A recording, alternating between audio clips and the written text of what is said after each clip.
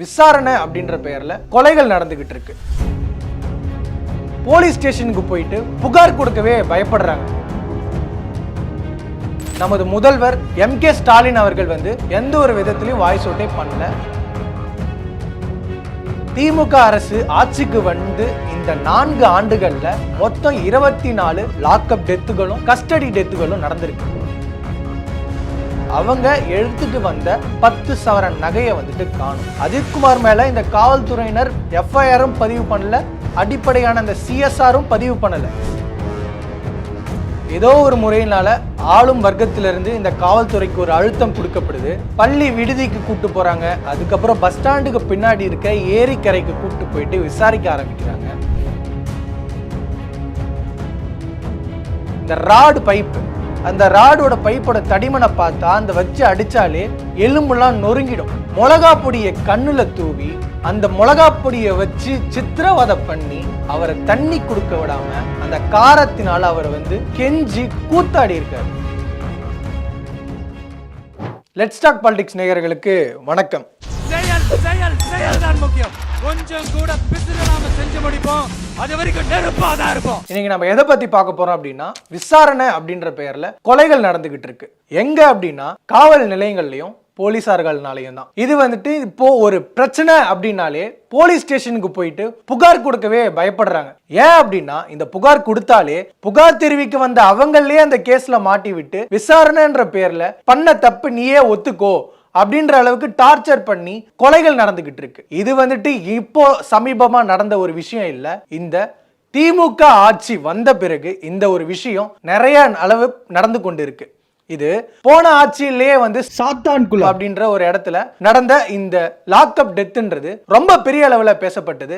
அப்போது எதிர்கட்சி தலைவரா இருந்த MK ஸ்டாலின் அவர்கள் ஒரு போராட்டம் பண்ணார். எப்படின்னா அந்த டைம்ல ஒரு லாக்டவுன் இருந்ததுனால அப்போ ஒரு போர்டை தூக்கி justice for Sathankulam, justice for Jayaraj and Felix அப்படின்ற ஒரு போர்டை தூக்கி அவரோட எதிர்ப்பை தெரிவிச்சாரு. அது மட்டும் இல்லாம நிறைய போராளிகளும் சமூக வலைதளத்துல நிறைய போராட்டங்களும் பண்ணாங்க, நிறைய நடிகர்களும் பண்ணாங்க. ஆனா அந்த டைம்ல கொடுத்த வாய்ஸ் அவுட் இப்போ இங்க ஒரு பிரச்சனை நடந்திருக்கு. எங்கன்னு பாத்தீங்கன்னா சிவகங்கை மாவட்டத்துல திருபுவனம் என்ற இடத்துல மடப்புறம் அந்த ஒரு பகுதியில அஜித்குமார் என்ற 27 வயது இளைஞரை விசாரணை என்ற பெயர்ல கொலை செஞ்சிருக்காங்க. இந்த ஒரு விஷயத்துக்கு இன்றைய முதலமைச்சரா இருக்கக்கூடிய நமது முதல்வர் MK ஸ்டாலின் அவர்கள் எந்த ஒரு விதத்திலையும் வாய்ஸ் அவுட்டே பண்ணல. அப்போ வாய்ஸ் அவுட் கொடுத்த நடிகர்களும் போராளிகளுமே இந்த ஒரு தளத்துல யாருமே காணவில்லை. ஸோ அவங்க எங்க போனாங்கன்னு தெரியல. இந்த ஒரு விஷயத்துக்கு அவங்க வாய்ஸ் அவுட்டுமே பண்ணல. இப்படி இருக்கக்கூடிய வகையில இப்போ இந்த ஒரு விஷயம் தமிழ்நாடு முழுவதும் பூகம்பமா வெடிச்சிருக்கு. இந்த கேஸை பத்தி நம்ம விரிவா பார்க்கறதுக்கு முன்னாடி, திமுக அரசு ஆட்சிக்கு இந்த 4 ஆண்டுகள்ல மொத்தம் 24 லாக்அப் டெத்துகளும் கஸ்டடி டெத்துகளும் நடந்திருக்கு. யார் யாரு இறந்திருக்காங்க அப்படின்னு பார்த்தோம்னா, நாமக்கல்ல பிரபாகரன், திருநெல்வேலியில சுலைமான், திருநெல்வேலியிலேயே திரும்பியும் தாடி வீரன், சென்னை விக்னேஷ், திருவண்ணாமலை தங்கமணி, சென்னை அப்பு, புதுக்கோட்டை சின்னதுரை, விருதுநகர் தங்கபாண்டி, அரியலூர் முருகானந்தம், சென்னை ஆகாஷ், செங்கல்பட்டு கோகுல், தென்காசி தங்கச்சாமி, மதுரை கார்த்தி, விழுப்புரம் ராஜா, திருவள்ளூர் சாந்தகுமார், விருதுநகர் ஜெயக்குமார், விழுப்புரம் அற்புதராஜ், கடலூர் பாஸ்கர், ராமநாதபுரம் பாலகுமார், திருச்சி திராவிடமணி, புதுக்கோட்டை விக்னேஸ்வரன், கரூர் சங்கர், தர்மபுரி செந்தில். இப்போ அஜித்குமார், இந்த அஜித்குமார் எப்படி கொலை செய்யப்பட்டார் அப்படின்றத நம்ம விரிவா பார்ப்போம். அதாவது அஜித்குமார் என்றவர் சிவகங்கை மாவட்டத்துல திருபுவனம் என்ற ஒரு ஊர்ல மடப்புறம் என்ற பகுதியில பத்திரகாளி அம்மன் அந்த கோவிலோட செக்யூரிட்டியா வேலை பார்த்துக்கிட்டு இருக்காரு. அப்படி வேலை பார்த்துட்டு இருந்த சூழல்ல ஒரு குடும்பத்தினர் அந்த கோவிலுக்கு வழிபட வராங்க. யாரு அப்படின்னு பார்த்தீங்கன்னா சிவகாமி மற்றும் அவர்களது மகளாகிய நிக்கிதா. இவங்க 2 பேரும் வழிபடுறதுக்காக வராங்க. அப்படி வழிபட வந்தப்போ அஜித்குமாரிடம் ஒரு உதவி கேட்குறாங்க. என்ன அப்படின்னா, நாங்கள் காரில் வந்திருக்கோம், இந்த காரை மட்டும் எங்களுக்கு பார்க்கிங் செய்ய கொஞ்சம் உதவி செய்ய முடியுமா அப்படின்னு கேட்குறாங்க. அந்த ஒரு உதவியை செய்யறதுக்காக அவர் முன்வராரு. ஆனால் அவருக்கு கார் ஓட்ட தெரியல. எனக்கு கார் ஓட்ட தெரியாது, ஆனால் என்னோட நண்பர்களுக்கு தெரியும், அவங்க உதவி செய்வாங்க அப்படின்னு சொல்லி அவரோட நண்பர்களாகிய அருண்குமார், வினோத்குமார் இவர்கள் இருவரும் அந்த காரை எடுத்துகிட்டு போயிட்டு பார்க்கிங் செய்யறதுக்காக போகிறாங்க. ஆனால் அவங்க உடனடியாக பார்க்கிங் செஞ்சாங்களான்னு கேட்டால் இல்லை, கொஞ்சம் தாமதமாகுது. எங்கே அப்படின்னா அந்த பார்க்கிங் ஏரியா இல்லை, ஸோ இன்னும் கொஞ்சம் தூரமாக போயிட்டு பார்க்கிங் பண்ணிட்டு வரலாம் அப்படின்றதுக்காக பார்க்கிங் பண்ணிட்டு வந்துடுறாங்க. அதே சமயம் இவங்களும் வழிபடுறதுக்காக வழிபாடு பண்ணிட்டு திரும்பி ரிட்டர்ன் வராங்க. வந்துட்டு அவங்க காரில் போய் பார்த்தா அவங்க எடுத்துட்டு வந்த 10 சவரன் நகையை வந்துட்டு காணும். அதனால அவங்க வந்துட்டு கொஞ்சம் பதட்டமாகறாங்க. அங்கே இருந்த இடங்கள்லாம் தேடி பார்க்குறாங்க. அஜித்குமாரும் அதுக்கு உதவி செய்கிறாரு. அவர்கள் 2 நண்பர்களும் உதவி செய்கிறாங்க. அப்படி தேடிய பொழுதுல அந்த நகை வந்துட்டு காணலை. அதுக்கப்புறம் அவங்க அந்த வீட்டார்கள் என்ன பண்ணுறாங்க அப்படின்னா, ஓகே நம்ம காவல் நிலையத்தில் போயிட்டு புகார் தெரிவிக்கலாம் அப்படின்னு புகார் தெரிவிக்கிறாங்க. அந்த புகாரின் அடிப்படையில் காவல்துறையினர் என்ன பண்ணுறாங்க அப்படின்னா, முதலா யாரை விசாரிக்கிறாங்க அப்படின்னா அஜித்குமார் அவர்களை தான் விசாரிக்க செய்கிறாங்க. அந்த விசாரிப்பின் போது அவர் தெரிவித்தது தான் என்னோட நண்பர்கள் தான் பார்க் செஞ்சாங்க அப்படின்னு சொல்கிற அந்த அடிப்படையிலையும் அந்த 2 நண்பர்களையும் அவங்க விசாரிக்கிறாங்க. அந்த 2 நண்பர்கள்ட்ட விசாரிக்கிறப்போ நகையை பார்த்தீங்களா அப்படின்னு கேட்குறப்போ இல்லை நாங்கள் பார்க்கல, காரில் அந்த மாதிரி ஒரு நகையே இல்லை அப்படின்னு சொல்கிறாங்க. அதுக்கப்புறம் போலீஸார் என்ன பண்ணுறாங்க அப்படின்னா, அந்த நகை அந்த காரில் தான் இருந்ததா அப்படின்னு உறுதி செய்யறதுக்காக திரும்பவும் அந்த பக்தர்கள் வந்தாங்களே அவங்கள்ட்ட திரும்பியும் கேட்குறாங்க. அவங்க உறுதியாக சொல்கிறாங்க, ஆமாம் 10 சவரன் நகை எங்கள் காரில் இருந்தது அப்படின்னு, அது காணலை அப்படின்னு. இப்போ என்ன பண்ணுறாங்க அப்படின்னா, இந்த விசாரணையை தீவிரப்படுத்துகிறாங்க. யாருக்கிட்ட அப்படின்னா அஜித்குமார்கிட்ட. அஜித்குமார் மேலே இந்த காவல்துறையினர் எஃப்ஐஆரும் பதிவு பண்ணல, அடிப்படையான அந்த சிஎஸ்ஆரும் பதிவு பண்ணலை. இந்த எந்த ஒரு விதமே பண்ணாமல் அவர் என்ன பண்ணுறாங்க, விசாரணை கூப்பிட்டு போகிறோம் அப்படின்னு இந்த ஊருக்குள்ளாரையே காரில் உட்கார வச்சு அவர் விசாரணைன்ற பேரில் விசாரணை செய்கிறாங்க, கொடுமைப்படுத்துகிறாங்க. அது மட்டும் இல்லாமல் இவரை தாண்டி இவரோட தம்பி இந்த ஒரு விஷயத்துக்கு சம்பந்தமே இல்லை, அவரையும் கூப்பிட்டு விசாரிக்கிறாங்க. அவரை சுற்றி இருக்கிற இன்னும் 5 பேரை சேர்த்து விசாரிக்கிறாங்க இந்த காவல்துறையினர். முதல் நாளாக என்ன செய்கிறாங்க அப்படின்னா, அஜித்குமாரையும் அவர்களோட நண்பர்களையும் விசாரித்து விட்டுடுறாங்க. அதுக்கப்புறம் மேலெழுத்தும், அதாவது எங்கிருந்து இவங்களுக்கு இந்த அழுத்தம் வந்ததுன்னு தெரியல. சொல்லப்படுது என்னவென்றால், அதாவது இந்த பக்தர்கள் இருக்காங்க இல்லையா, ஏதோ ஒரு முறையினால ஆளும் வர்க்கத்திலிருந்து இந்த காவல்துறைக்கு ஒரு அழுத்தம் கொடுக்கப்படுது. அதனால 2வது நாளாக அஜித்குமாரை கூப்பிட்டு விசாரிக்கணும்னு கூப்பிட்டு போகிறாங்க.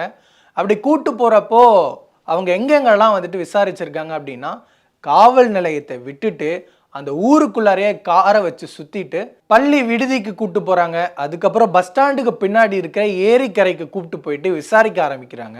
இது சம்பந்தமாக அவரோட சகோதரர் நவீன் என்ன சொல்கிறாரு அப்படின்னா, எங்களை வந்து கார்லேயே உட்கார வச்சுட்டு அஜித்குமாரை மட்டும் அந்த ஏரிக்கரைக்கு கூப்பிட்டு போனாங்க. அப்படி கூப்பிட்டு போகிறப்ப அவர் நல்லா தான் நடந்து வந்தார். ஆனால் அந்த விசாரணைக்கு அப்புறம் போலீஸ் வந்துட்டு என்ன பண்ணாங்க அப்படின்னா, அவரை தூக்கிட்டு வேறொரு வாகனத்தில் கூப்பிட்டு சென்றாங்க அப்படின்ற மாதிரி நவீன் அவர்களும் சொல்கிறாங்க. இந்த விசாரணையில் அங்கே என்ன நடந்திருக்கு அப்படின்னா, இந்த ராடு பைப்பு, அந்த ராடோட பைப்போட தடிமனை பார்த்தா அந்த வச்சு அடித்தாலே எலும்புலாம் நொறுங்கிடும். ஸோ அந்த அளவுக்கு ஒரு தடிமனான பைப்பை வச்சு தாக்கியிருக்காங்க. இது எப்படி தெரியும் அப்படின்னா, அந்த அவர் எங்கே விசாரிச்சாரோ அந்த இடத்துல இந்த பைப்புகள்லாம் கடந்திருக்கு உடஞ்ச நிலையில். ஸோ இந்த அளவுக்கு அவரை சித்திரவதை பண்ணியிருக்காங்க. அவர் தண்ணின்னு கேட்டாலும் தண்ணியை கொடுக்காம இந்த ஜெய்பீம் படத்தில் வர மாதிரி மிளகா பொடியை கண்ணில் தூவி அந்த மிளகா பொடியை வச்சு சித்திரவதை பண்ணி அவரை தண்ணி கொடுக்க விடாம அந்த காரத்தினால் அவர் வந்து கெஞ்சி கூத்தாடி இருக்காரு. அப்பயும் அதெல்லாம் பொருட்படுத்தாத இந்த காவல்துறையினர் என்ன பண்ணுறாங்க அப்படின்னா, அவர் அடித்து சித்திரவதை பண்ணி கொலை செய்கிறாங்க. அதுக்கப்புறம் தான் அவர் என்ன நடந்திருக்கு அப்படின்னா, தூக்கிட்டு போய் வேற ஒரு வாகனத்தில் சென்றிருக்காங்க. அதை தான் நவீன்குமாரும் பார்த்துருக்காரு. அரசு மருத்துவமனையில் சேர்க்குறாங்க. அந்த இடத்துல மருத்துவர் என்ன சொல்கிறாங்க அப்படின்னா, நீங்கள் கூப்பிட்டு வர வழியிலேயே இவர் இறந்துட்டாரு அப்படின்னு சொல்கிறாங்க. ஆனால் அது எக்ஸாமின் பண்ணி பார்க்குறப்போ வெளிக்காயங்களில் 15 வெளிக்காயங்கள் இருக்குது, உட்காயங்களும் பல உட்காயங்கள் இருக்கணும் அப்படி சொல்கிறாங்க. இதையெல்லாம் அதுக்கப்புறம் என்ன பண்ணுறாங்க, இதை வந்துட்டு அவங்க வீட்டாரிடையே வந்துட்டு தெரிவிக்கிறாங்க. இந்த மாதிரி விசாரணையின் போது மயங்கி வீழ்ந்துட்டாரு அப்படின்னு ஒரு பொய்யான ஒரு விஷயத்த சொல்லி அந்த குடும்பத்தினரை நம்ப வச்சு பாடியை போஸ்ட்மார்ட்டம் பண்ணி கொடுக்குறாங்க. இது பெரிய பிரச்சனையாக மாறுது. காவல் நிலையத்தை முற்றுகையிடுறாங்க. குடும்பத்தினர்கள் வந்துட்டு அவர் அஜித்குமாரோட உடலை வந்துட்டு வாங்கிறதுக்கு மறுத்து போராட்டம் பண்ணுறாங்க. இது தமிழகம் முழுவதும் ஒரு போராட்டமாக வெடிக்குது. இதே சூழ்நிலையில் கடந்த 2 ஆண்டுகளுக்கு முன்பு ஜெய்பீம்ன்ற ஒரு படத்தை பார்த்து நமது முதல்வர் புகழ்ந்தார். நல்லா அருமையாக எடுத்திருக்கீங்க, இந்த மாதிரி ஒரு விஷயம் இனிமேல் நடக்காது அப்படின்னு புகழ்ந்தார். அதே சமயம் சாத்தான்குளத்தில் நடந்த இந்த லாக்அப் டெத்துக்கும் ஒரு வாய்ஸ் அவுட் பண்ணார். என்ன அப்படின்னா, இந்த கொலைக்கு முதலமைச்சரே வந்துட்டு பொறுப்பேற்கணும் அப்படின்னு நமது முதல்வர் எதிர்கட்சியா இருந்தப்போ சொன்னாரு. இப்போ அவரு ஆளுங்கட்சியா இருந்து முதல்வரா இருக்கிறப்போ இந்த ஒரு விஷயம் நடந்திருக்கு. அவர் சொன்ன மாதிரியே இதுக்கு பொறுப்பேற்பாரா அப்படின்னு தெரியல. இதனை தொடர்ந்து ஆளுங்கட்சியில் இருக்க அமைச்சர் பெரிய கருப்பன் என்ன பண்றாரு அப்படின்னா, அவர் வீட்டுக்கே சென்று அவருக்கான இழப்பீடு தொகையா 5 லட்சம் கொடுத்துருக்காக சொல்றாங்க. அது மட்டும் இல்லாம வீட்டில் ஒருத்தருக்கு வந்துட்டு வேலை வாய்ப்பு போட்டு கொடுக்குறோன்னு சொல்றாங்க. இது எந்த அளவுக்கு உண்மைனும் தெரியல. இதுக்கான அதிகாரப்பூர்வமான அறிக்கையும் எதுவுமே விடல. ஆனா இதையே வந்துட்டு இந்த 4 ஆண்டுகளா வந்துட்டு தொடர்ச்சியா நடந்துகிட்டு இருக்கு. இதுல முக்கியமா ஒன்று பார்க்கணும் அப்படின்னா, இந்த 24 கொலைகள்லையும் ஒரு விஷயம் மட்டும் காமனா இருக்கும். என்ன அப்படின்னா, விசாரணை பண்ணிக்கிட்டு இருக்கிறப்பவே அவர் மயங்கி விழுந்துட்டாரு, அவர் உடல்நலை குறைவா வந்துட்டு இறந்துட்டாரு, மாரடைப்பு இறந்துட்டாரு. இந்த மாதிரியான இந்த ஒரு விஷயம் மட்டும் இந்த 24 கொலைகள்லையும் தொடர்ந்து வந்துகிட்டு இருக்கு போஸ்ட்மார்டம் ரிப்போர்ட்ல. இது வந்துட்டு எந்த அளவுக்கு உண்மைன்னு தெரியல. அது மட்டும் இல்லாம திமுக கட்சியோட கூட்டணியில் இருக்க மார்க்சிஸ்ட் கம்யூனிஸ்டோட செயலாளர் சண்முகம் அவர் என்ன சொல்றாரு அப்படின்னா, விசாரணையில மாரடைப்பு இறந்து போறது சாதாரணம் அப்படின்ற மாதிரி முதலமைச்சர் M.K. ஸ்டாலின் சொன்னதாகவும், அதுக்கு நான் மறுப்பு தெரிவிக்கிறேன், அவர் எப்படி அப்படி சொல்லலாம் அப்படின்ற ஒரு கேள்வியும் சண்முகம் அவர்கள் எழுப்பியிருக்காரு.